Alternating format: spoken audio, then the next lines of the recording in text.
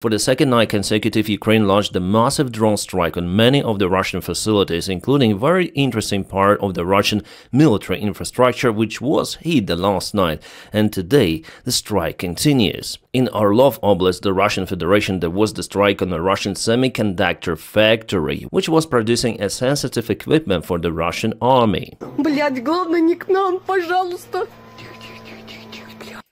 Oh, why are they so sad? I mean, those Russians. It's just the drone flying. The special military operation is going totally according to plan. Восьмой. Oh. And yeah, we have the geolocation and confirmation that definitely drone hit that facility, and there was the fire, which was eliminated after a few hours. Это просто жопа. Yeah, indeed, это просто жопа. It is total arse.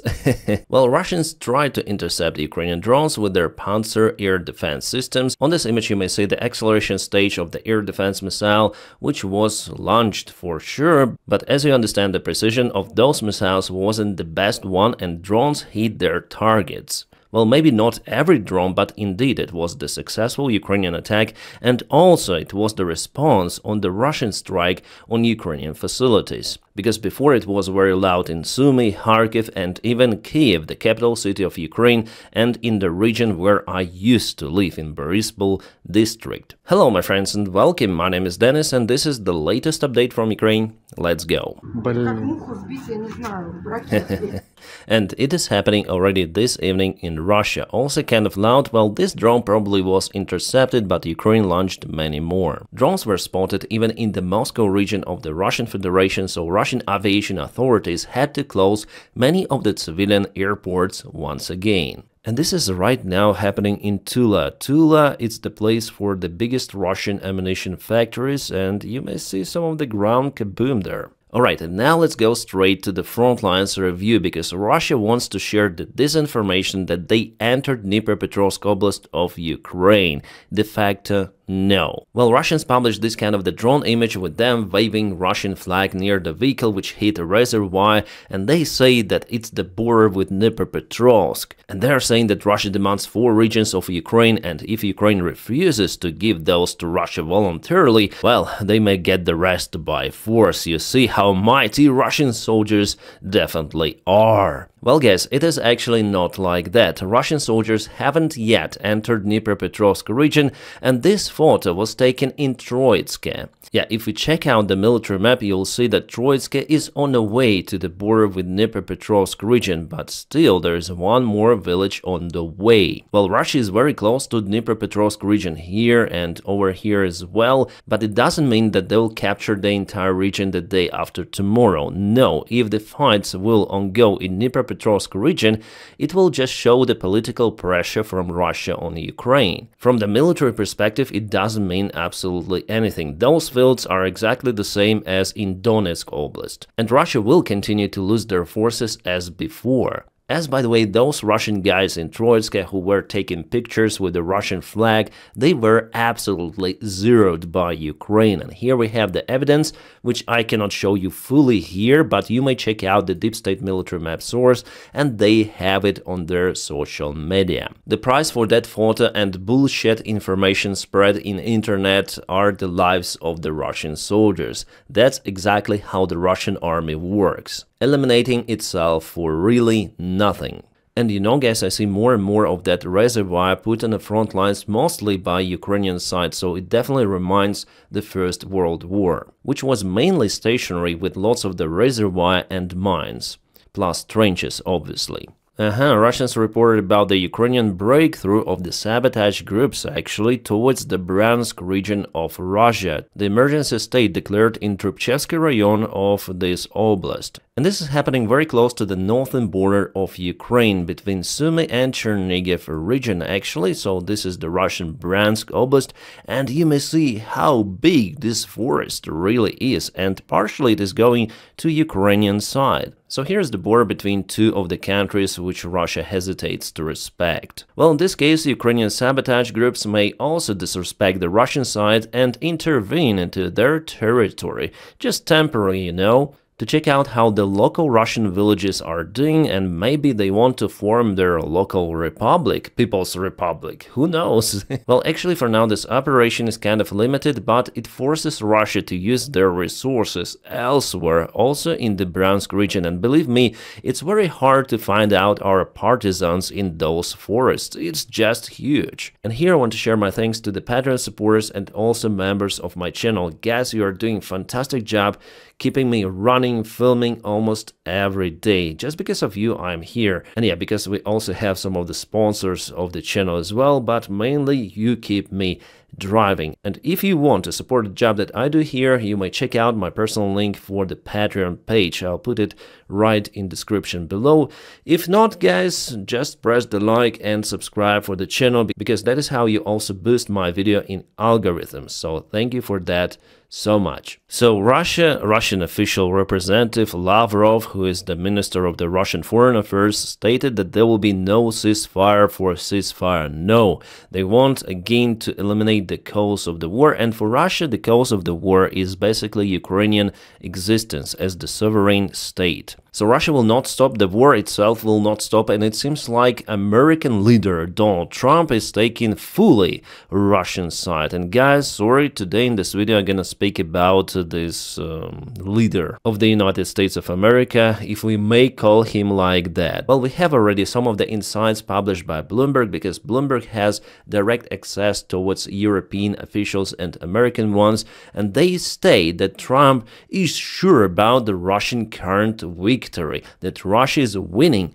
on the front lines and probably may win the entire war. Trump became sure about it after his conversation with Putin, and he told that stuff to European politicians after he finished the call with Putin. He also spoke about it with President Zelenskyy, that Ukraine is losing and Russia is winning. Yeah, we see how Russia is winning on the front lines. If they take the ground, it doesn't mean the victory, because according to calculations, I already told you that Russia would need almost 2 centuries to conquer Ukraine fully with the pace of their attacks. And they would have to waste their entire population for this war, and it's just Ukraine, but ambitions for Putin are actually much larger compared to Ukraine, and probably we're gonna speak about it also in this video. Secretary of State Marco Rubio already mentioned that the United States can no longer solve all world's problems. Yeah, we see that they cannot under Donald Trump's presidency. And about Marco Rubio personally, well, there was the conversation in Senate, and I guess it was the shame for entire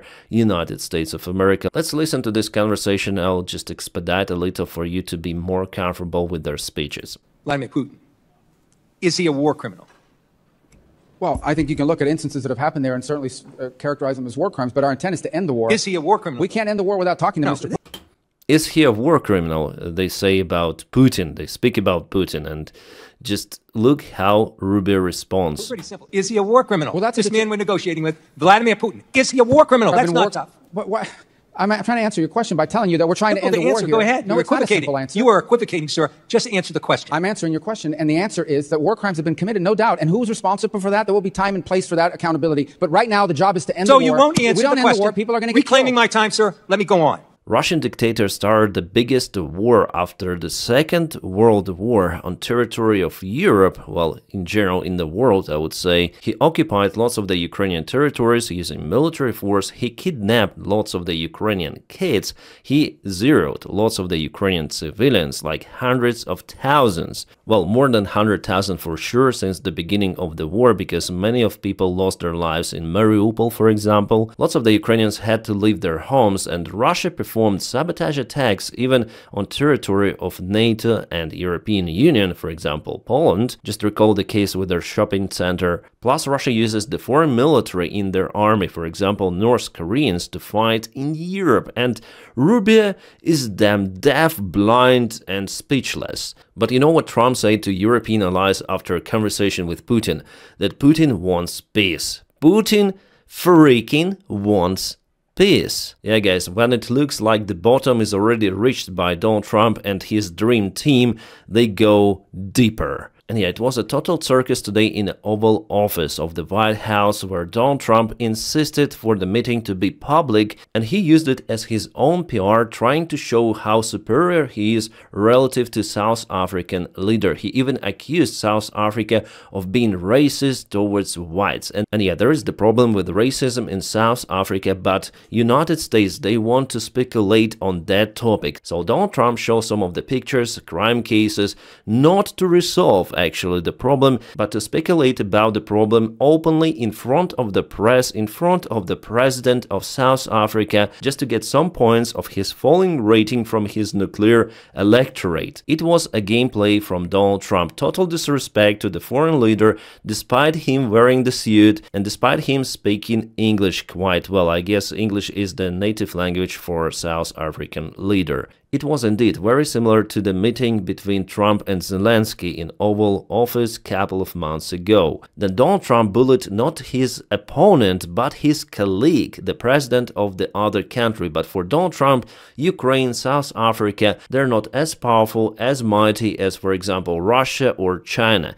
Imagine Donald Trump speaking like that if China's leader, for example, attends the Oval Office. Will Donald Trump show the pictures of hundreds of thousands of Uyghurs? Yes, those are Chinese who live in the western province of China, but they are mostly Muslims, and China detains those people in concentration camps, because China Communist Party doesn't like those. And yeah, you may show lots of those pictures about China, about Russia, but in case of the potential meeting between Donald Trump, Putin and Xi, those dictators should be sure that they will not be mocked by Donald Trump. Because in Donald Trump's Sikh philosophy, only force and dictatorship matters. That is why he wants to build America like that. Americans, be aware, because this guy has just started to be a president of your country, and it goes to the cows day by day.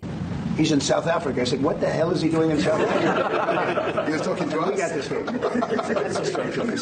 I said, what are you doing in South Africa? Yes. That's a strange one. He's trying to make peace. So Zelenskyy, according to Donald Trump, has no right to go to the South Africa. By the time Ukraine actually purchases some of the coal from the South Africa to replace the lost one in the eastern side of Ukraine, because the South African coal is more or less suitable for Ukrainian power plants. Also, Zelenskyy is seeking for political cooperation from those countries as South Africa, because they actually have kind of the good relations with Russia after all. And Ukraine should use all kind of the levers to press on Russia, even speak with China. It's also the good step for Ukraine.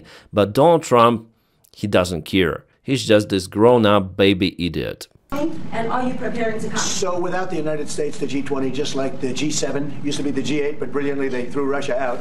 It would have been a lot better if Russia was in. You know, a lot of people would say, oh, that's not it, because if Russia was in, you probably wouldn't have this war. Should I comment that? Trump desperately wants Russia to join G8, as he says, but Russia was excluded from G8 because they started the war in Ukraine from occupation of Crimea. So the war actually started a long time ago, more than 10 years ago already. Donald Trump, hello! So at first there was the war and then Russia was excluded. And according to Trump, Russia started this war because they were excluded from G8. What? Yeah, sorry, we have just Ukrainian subtitles here, guys. I was lazy bound to search for English ones, but we have the audio message. Hopefully you understood that Donald Trump is again a total buffoon, idiot. Yeah, people sometimes are saying, oh, Dennis, you use bad words against Trump. It means that you are not right. No, guys, I just don't know how else I can put my diagnosis of this person. And for me, it's surprised that he's a president at this high position, actually, of the president of the biggest economy, biggest military in the world. And you guys in America with majority, you elected this guy. Luckily, hopefully, you will elect the next president next time and will never repeat your mistake with majority voting, actually. I believe in you Americans that you will not do it again. I think in terms of political spending, I'm going to do a lot less in the future. What happened, Elon Musk? your investment doesn't work as you thought. Did something went wrong with your investments and company shares? Wow, what a surprise. And yeah, actually Elon Musk was presented today in the White House, but Donald Trump now tries not to speak about Elon Musk. Despite Elon Musk being presented on the meeting between South African and American president, even though Elon Musk is from South Africa, he was just a spectator like many others, watching without the right to say anything. So we see how this guy is losing, or maybe already lost, the influence in the Trump's team. Trump honestly doesn't like him. Otherwise, Trump would mention Elon Musk many of the times, but whom Donald Trump mentions every day? Crooked Joe Biden and rigged elections of 2020, because for Donald Trump it was a huge defeat. And yeah, Elon Musk has a great intellect, but at the same time he is an idiot. Yeah, it could be the same time. And about Qatari Boeing 747-8, which was presented to Donald Trump by Qatari royal family, well, congrats Qatar, you nailed it by humiliating Donald Trump and entire United States, because they accepted this present and on the way to convert this airplane into the Air Force One. Okay, great job, you just bribed the most powerful leader out there in the world. Besides, in this case, he's not that powerful after all. Guys, actually it's the shame. Every one of them wants to return. Because They're this not happy there. is ludicrous that you would say that children that have been kidnapped from their homes that have been bombed, want to be with their kidnappers in return. This is actually one of the most insidious things I've ever. Guys, I highly recommend to watch this video made by Kellen Robertson, who went to Brussels to confront Fidias. Scam. This is total pro-Russian scam, which was debunked by a very powerful interviewer. Just for information, Fidias, being a member of parliament of the European Union, attended the Russian Moscow military parade. Just for information, Fidias, being the member of parliament from Cyprus in European Union, attended Russian Moscow parade. He claims that he did it himself using his own money, but no, I don't believe in that bullshit. And he constantly spreads just pro-Russian narratives, and he was debunked here on interview conducted by Kellen Robertson, and he has wonderful channel, and why not to subscribe? So guys, I also highly recommend to subscribe for this channel, because actually he is doing a very great job out there. I would like to do it myself, but obviously guy did it in the best way possible. He is really on the spot, he is in Ukraine, and he is visiting front lines as well sometimes. Like for example, here it was his story with East Ukraine, day 1, day 2. He shows the reality, and then he went to confront pro-Russian politicians who built their career from being toilet YouTubers to become members of parliament, and probably getting millions of being Russian assets. I'm gonna put the link for the channel right in the video description below. Alright guys, now about European security. There is the major bill that was passed by European representatives. We're speaking about 150 billion euros that soon be at disposal of the member states. We're speaking about reinforcing the European security from what? From Russia. And I have something to say about the case. From one side, it is good, like the enormous sum of money out there for European Union to be used right away or not. Well, unfortunately, guys, everything in the European Union is very bureaucratic and very slow. And the most of the military contracts will start to work in 1-2 years and will bring some of the profit in 3-4 years, up to 5 years. They call it Defense Project 2030, but I guess Europe doesn't have the time. Plus 150 billion is not enough. Russia spends the same amount of money every year for their own army. And we are not even speaking about the support which is coming from North Korea. Yeah, we were making fun of that country, North Korea, with this cringy fatty dictator, but they supplied to Russia, as estimate, 8 million artillery shells. It's way more compared to what Ukraine obtained from European Union and I guess United States altogether. It means that economy power and how good people live doesn't equal the military power, because in North Korea, in Russia, the level of poverty is really high compared to European Union, but those countries are more prepared for the war actually. And if United States is not willing to protect Europe, and they're not willing, believe me, if Russia attacks Baltic countries, the United States will not nuke Moscow or something like that. No, Donald Trump will just say, oh, it's bad action from Putin, it is Putin's mistake, but you know, United States will not interfere. And all of that happened because of the Baltic countries themselves, you know, they supported the previous White House administration. He would say something like that, but he will totally exit the support. In the best case, sending some of the javelins and later on telling that how good he really is by sending those to support Baltic countries. It is not just 100%, it is more than 100, and Putin understands that. So now it's the green light for him actually to use his military in Europe. And the only reason why Russia is not interfering into Lithuania, Latvia, Estonia is because Russian army is way busy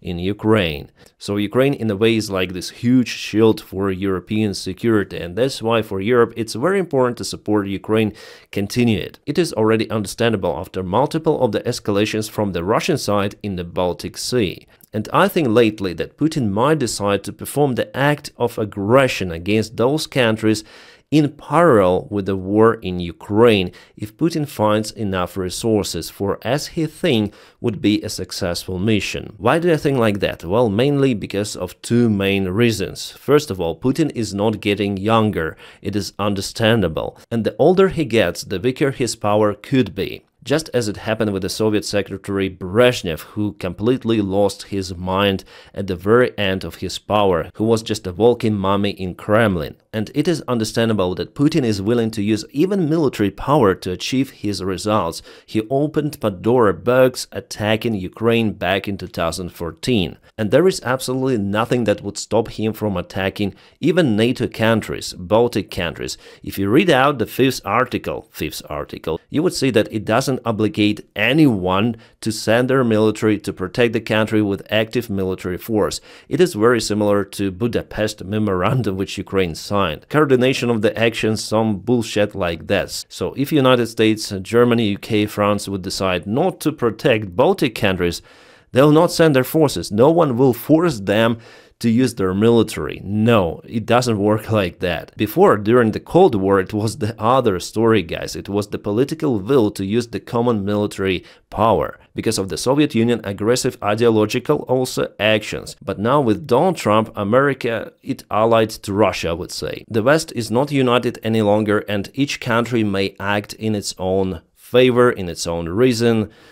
Yeah, it's very bad. And the second main reason why Putin might start the war against the Baltic countries is basically Donald Trump also. Because he is given green light for Putin with that. He will not protect European allies, so Putin has 3 years with some months to act there. That's why for Europe it's not enough. 150 billion sometime in the future is not enough. They just do not see Russia as the imminent and very fast threat that could strike them personally very, very soon. Not in 2 years, not in 5 years, no. Russia might start this operation sooner than expected by European officials. And for now, Europe unfortunately is not ready for this scenario. But Russia, well, for now it is not ready because again of the war in Ukraine. But they constantly improve their military, and if they announce a new massive mobilization, they'll have enough midwaves for everyone. Okay, Adam Kadyrov obtains one more medal. It is beyond cringe. 1 week ago he already received the medal, now one more. So every week he gets medals and medals. Yeah, his father Ramzan really propels him to be a next leader of Chechnya. Puppet leader actually, because Russia controls Chechnya after all. But it seems like this guy is not competent at all. He was raised as the sugar boy out there in a rich family, so he's in lack of this willpower really. And yeah, I haven't seen his father for a very long time. There are some of the rumors that Ramzan Kadyrov is sick again. Well, we'll see in the coming days if that information is correct. The top crime story of Spain, I guess. Portnov, who was the advisor of President Yanukovych, pro-Russian Ukrainian president, who escaped to Russia after Revolution of Dignity, well, that advisor was found unalived in Madrid today. Some guy pew Portnov right in the head in the middle of the day. Portnoy supported the Russian actions and he was calling for a cleaning of Ukrainian society from Nazis. Then Russia started the massive attack on Ukraine. At the same time, he had massive influence in Ukrainian business and also in Russia. He was a well-known lawyer and also was involved in kind of the dark schemes. So I wouldn't tell that he was cancelled just for his political views. No, it could be just business. And by the way, being pro-Russian, he was also sometimes criticized by the Russian propaganda